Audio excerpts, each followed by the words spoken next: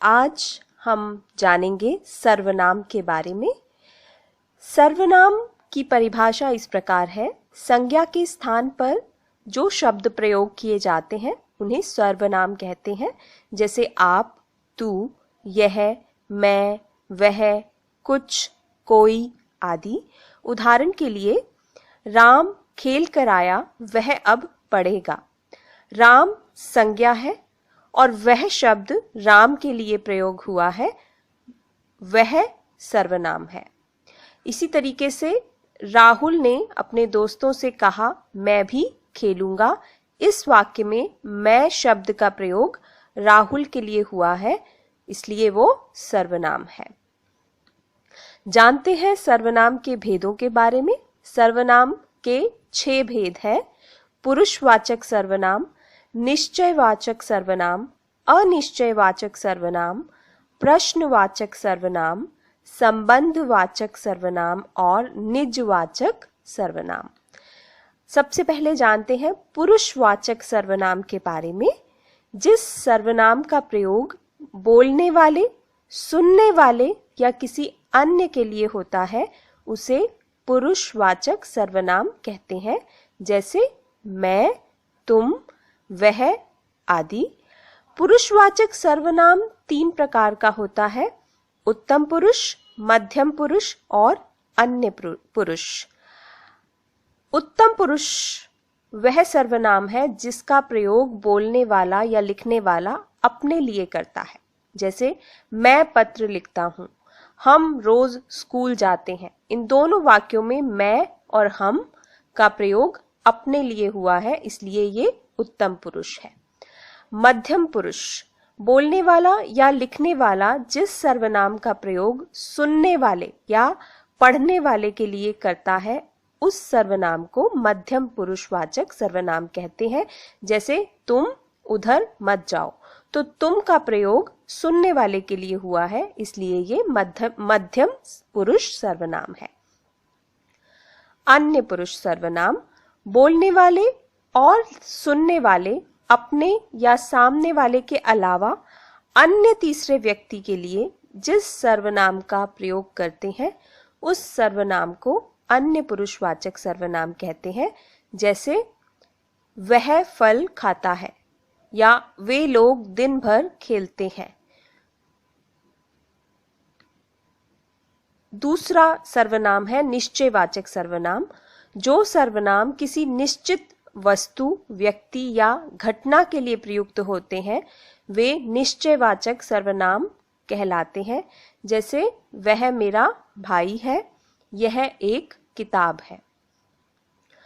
अनिश्चयवाचक सर्वनाम, जो सर्वनाम किसी अनिश्चित वस्तु, अनिश्चित व्यक्ति या अनिश्चित घटना के लिए प्रयुक्त होते हैं, जिसके बारे में कोई सर्टेनिटी नहीं होती है, वे अनिश्चयवाचक सर्वनाम कहलाते हैं। जैसे कोई आ रहा है, कुछ काम करो, तो ये अनिश्चय सर्वनाम है। प्रश्नवाचक सर्वनाम, जिस सर्वनाम का प्रयोग प्रश्न करने के लिए किया जाता है वो प्रश्नवाचक सर्वनाम होता है। उदाहरण के लिए, आपने क्या खाया है, तो इसमें क्या प्रश्नवाचक सर्वनाम है। इसी तरीके से वहां कौन गाना गा रहा है, तो कौन शब्द जो है वो प्रश्नवाचक सर्वनाम है। संबंधवाचक सर्वनाम, जिस सर्वनाम से एक शब्द या वाक्य का दूसरे शब्द या वाक्य से संबंध जाना जाता है वह संबंधवाचक सर्वनाम कहलाता है। जैसे एक उदाहरण है, जो सोवेगा वो खोएगा। तो जो का संबंध सो के साथ है, यानी जो सोता है वो खोता है। इसी तरीके से जो करेगा सो भरेगा, तो जो का संबंध यहाँ पर सो के साथ है, एक ही व्यक्ति के साथ है, इसलिए ये संबंधवाचक सर्वनाम है। निजवाचक सर्वनाम, वक्ता या लेखक यानी बोलने वाला या लिखने वाला जिस सर्वनाम का प्रयोग वाक्य में अपने लिए करता है उसे निजवाचक सर्वनाम कहते हैं। जैसे हमें अपना काम अपने आप करना चाहिए, तो इसमें अपने आप शब्द जो है वो निजवाचक सर्वनाम है। सेकंड सेंटेंस है, तुम अपना काम स्वयं करो, तो इसमें स्वयं शब्द जो है वो निजवाचक सर्वनाम है। आई होप कि आपको सर्वनाम की परिभाषा और उसके भेद समझ में आ गए होंगे। हिंदी पाठशाला में आपका स्वागत है। अरे मुझे कुछ समझ नहीं आ रहा। स्वच्छ शब्द में कभी तो अ मिलने से यह अस्वच्छ बन रहा है और कभी ता मिलने से स्वच्छता और कभी आ और त दोनों मिलने से अस्वच्छता। ये अ और ता क्या है जो बार बार स्वच्छ शब्द को बदल रहे हैं? मुझे तो ये अपने अध्यापक से ही पूछना पड़ेगा। अरे बच्चों, घबराओ नहीं, ये तो शब्दों का जादू है। इन्हें उपसर्ग और प्रत्यय कहते हैं। तो आज की कक्षा में हम उपसर्ग और प्रत्यय का अध्ययन करेंगे।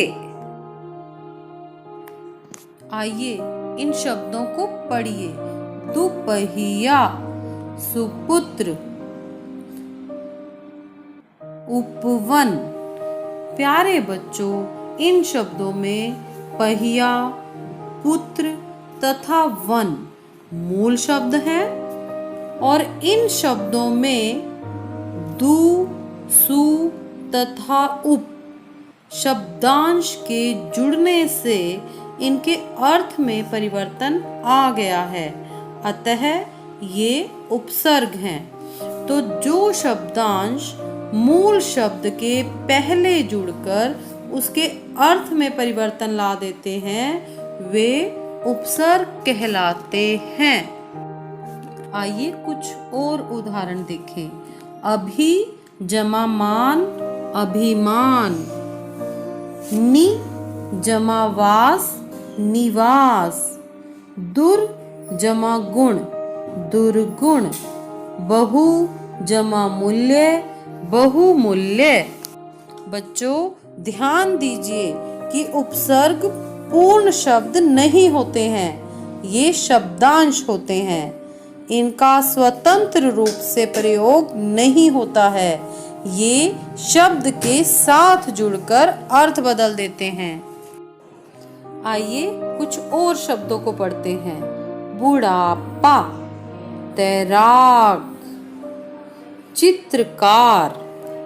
इन शब्दों में बूढ़ा, चित्र तथा तैर मूल शब्द हैं।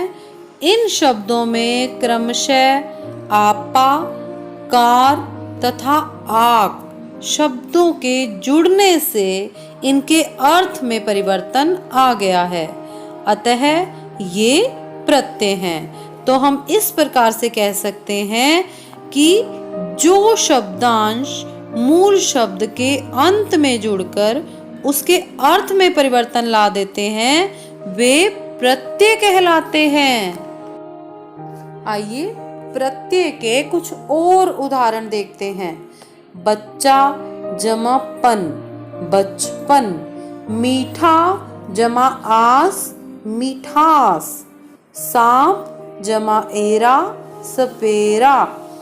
गरम जमा आहट, गर्माहट। इन शब्दों में पन, आस, एरा और आहट प्रत्यय लगने से बच्चा, मीठा, सांप और गर्म शब्द बदल गए हैं। इन्होंने अपना रूप बदलकर बचपन, मिठास, सपेरा और गर्माहट बना लिया है। अतः हम कह सकते हैं कि मूल शब्द के अंत में जुड़कर उसके अर्थ में परिवर्तन लाने वाले शब्दांश प्रत्यय कहलाते हैं। तो प्यारे बच्चों, आज की हिंदी पाठशाला में आपने क्या सीखा? मैम, उपसर्ग और प्रत्यय। उपसर्ग वे शब्दांश होते हैं जो मूल शब्द के प्रारंभ में जुड़कर नया शब्द बनाते हैं और प्रत्यय मूल शब्द के अंत में जुड़कर। नमस्कार बच्चों, हिंदी व्याकरण में आपका स्वागत है। आज हम पढ़ेंगे मुख्य क्रिया और सहायक क्रिया। मुख्य क्रिया, उसकी परिभाषा देखेंगे हम सबसे पहले। कर्ता या कर्म के मुख्य कार्य को व्यक्त करने वाली क्रिया मुख्य क्रिया कहलाती है। हम पहले समझेंगे कर्ता किसे कहते हैं। कर्ता अर्थात कार्य को करने वाला। संज्ञा या सर्वनाम के जिस रूप से क्रिया करने वाले का बोध होता है उसे हम कर्ता कहते हैं। कर्म अर्थात जिस पे कार्य का असर होता है।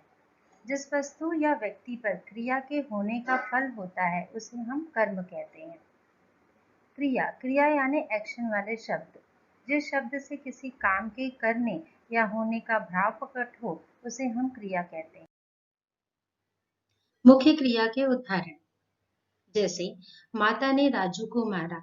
इस वाक्य में माता जो है वह कर्ता है और माता द्वारा जो कार्य हुआ है वह मारने का कार्य हुआ है, तो मारा हो जाएगा मुख्य क्रिया। दूसरा उदाहरण, रोहन की आंखों से आंसू निकले। रोहन यहाँ पर हो जाएगा कर्ता और रोहन द्वारा क्रिया हुई है आंखों से आंसू निकले, तो निकले जो होगी वह मुख्य क्रिया। रमेश ने पुस्तक पढ़ी। इस वाक्य में रमेश कर्ता और रमेश द्वारा कार्य किया गया है पुस्तक पढ़ने का, तो उसके लिए शब्द का इस्तेमाल हुआ है पढ़ी, तो पढ़ी यहाँ पर जो हो जाएगी वह मुख्य क्रिया होगी। तो इस प्रकार हम कह सकते हैं उपयुक्त वाक्य में मारा, निकले और पढ़ी मुख्य क्रियाएं हैं। मुख्य क्रिया हमेशा सहायक क्रिया के पहले होती हैं। सहायक क्रिया की परिभाषा। सहायक क्रियाएं मुख्य क्रिया के रूप को पूरा करने में सहायक होती हैं। अतः वाक्य में मुख्य क्रिया के तुरंत बाद आने वाली तथा मुख्य क्रिया की सहायक सिद्ध होने वाली क्रिया सहायक क्रिया कहलाती है। इसे हम अगर सीधे तौर पर कहें तो हम कह सकते हैं किसी भी वाक्य में आने वाली दो क्रियाओं में से पहली क्रिया मुख्य क्रिया होती है और दूसरी वाली क्रिया सहायक क्रिया कहलाती है। सहायक क्रिया, इसे हम कुछ उदाहरणों द्वारा समझेंगे। जैसे बालक रोने, यह एक अपूर्ण वाक्य है। पूर्ण वाक्य, बालक रोने लगा। इस वाक्य में आप देखोगे लगा शब्द लग जाने के कारण यह वाक्य पूर्ण हो गया है। लगा एक क्रिया है। हंसना, बोलना, खाना, पीना, ये सारे एक्शन वाले जो शब्द होते हैं उसे हम क्रिया कहते हैं। और इस लगा शब्द ने इस वाक्य को पूर्ण करने में सहायता की है, तो हम कह सकते हैं जो लगा शब्द है वह सहायक क्रिया है। बालक सो, यह एक अपूर्ण वाक्य है।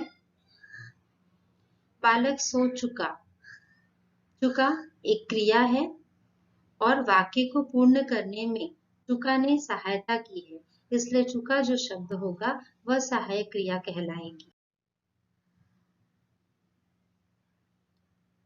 मुझे गांव जाना, यह एक अपूर्ण वाक्य है।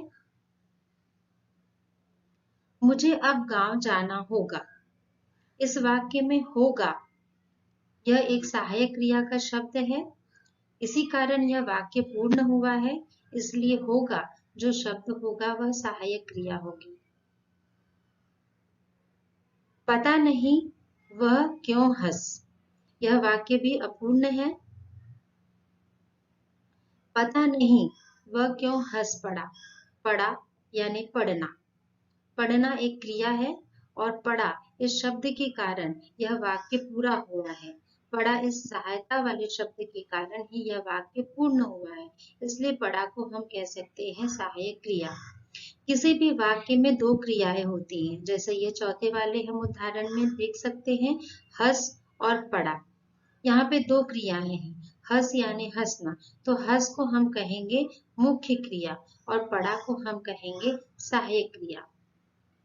इस प्रकार उपयुक्त वाक्य में लगा, चुका, होगा और पढ़ा सहायक क्रियाएं हैं।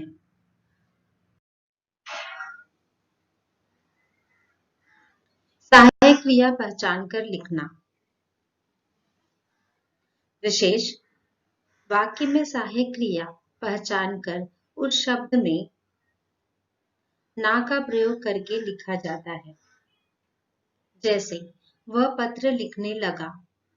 यहाँ पर इस वाक्य में हम देखेंगे बच्चों, दो क्रियाएं हैं, लिखने और लगा। तो लिखने यह प्रथम क्रिया है, इसलिए इसे हम मुख्य क्रिया कहेंगे। लगा जो कि द्वितीय क्रिया है, इसे हम सहायक क्रिया कहेंगे। अब हम जब इसे परीक्षा में हम पहचान कर जब हम इसे लिखेंगे तो हम लगा तुरंत ज्यों का त्यों नहीं लिखेंगे। हम लगा शब्द में ना का प्रयोग करके उसे बदल देंगे, लगा का हो जाएगा लगना। दूसरा उदाहरण, वह बर्तन ही मांजता रहता। यहाँ पर मांजता मुख्य क्रिया और रहता जो होगी सहायक क्रिया। यहाँ ना का प्रयोग करेंगे हम तो रहता का हो जाएगा रहना। तीसरा उदाहरण, मुझे बैंक की नौकरी करनी पड़ी। करनी मुख्य क्रिया, पड़ी सहायक क्रिया। तो पड़ी का यहाँ पर ना का प्रयोग करने से हो जाएगा पढ़ना। चौथा उदाहरण, यह अब हमारे लिए आदर्श बन गया। बन मुख्य क्रिया, गया में ना का प्रयोग करने से वह हो जाएगा जाना। पांचवा उदाहरण, मैं चुपचाप लौट आया। लौट मुख्य क्रिया, आया सहायक क्रिया। आया में ना का प्रयोग करने से वह हो गया है आना। धन्यवाद। वचन।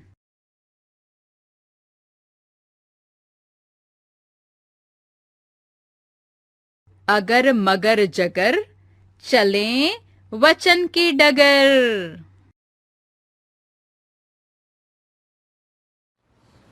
प्यारे बच्चों, चलिए आज हम खरीदारी करने चलते हैं और साथ ही साथ कुछ नई बातें भी सीखते हैं। सबसे पहले देखते हैं कि इस दुकान में क्या-क्या सामान है। अरे वाह, यहाँ तो बहुत सारी चीजें हैं। देखो, एक गोल घड़ी है, दो घड़ियां चौकोर हैं, एक माला लाल रंग की है, दो मालाएं नीले रंग की हैं। यहाँ तो पुस्तकें भी हैं। एक पुस्तक कितनी मोटी है। यहाँ बच्चों के लिए कितने सारे खिलौने हैं। देखो, यह खिलौना कितना सुंदर है। मैं तो एक खिलौना, एक माला और दो पुस्तकें खरीदूंगी। आप अपने लिए क्या-क्या खरीदेंगे? तो अब आई सीखने की बारी। बच्चों, यहाँ घड़ी, माला, पुस्तक, खिलौना शब्दों से उनके एक होने का पता चल रहा है। इसी तरह घड़ियां, मालाएं, पुस्तकें, खिलौने इन शब्दों से उनके अनेक होने का पता चल रहा है। जिस शब्द से एक या अनेक होने का पता चले उसे वचन कहते हैं। यानी कि वचन हमें संज्ञा शब्दों की संख्या बताते हैं। वचन दो तरह के होते हैं, एक वचन और बहुवचन। एक वचन शब्द से सिर्फ एक व्यक्ति, वस्तु, स्थान, प्राणी के बारे में जानकारी मिलती है, जैसे तारा, बिल्ली, चिड़िया। बहुवचन शब्द से एक से अधिक व्यक्तियों, वस्तुओं, स्थानों या प्राणियों के बारे में जानकारी मिलती है, जैसे तारे, बिल्लियाँ, चिड़ियाँ। आइए अब कुछ एकवचन और उनके बहुवचन जानें। पंखा, पंखे। बस्ता, बस्ते। केला, केले। तोता, तोते। जूता, जूते। रोटी, रोटियां। मछली, मछलियां। मिठाई, मिठाइयां। लड़की, लड़कियां। बकरी, बकरियां। खिड़की, खिड़कियां। आँख, आँखें। भैंस, भैंसें। दुकान, दुकानें। किताब, किताबें। महिला, महिलाएं। गुड़िया, गुड़ियां। बुढ़िया, बुढ़ियां।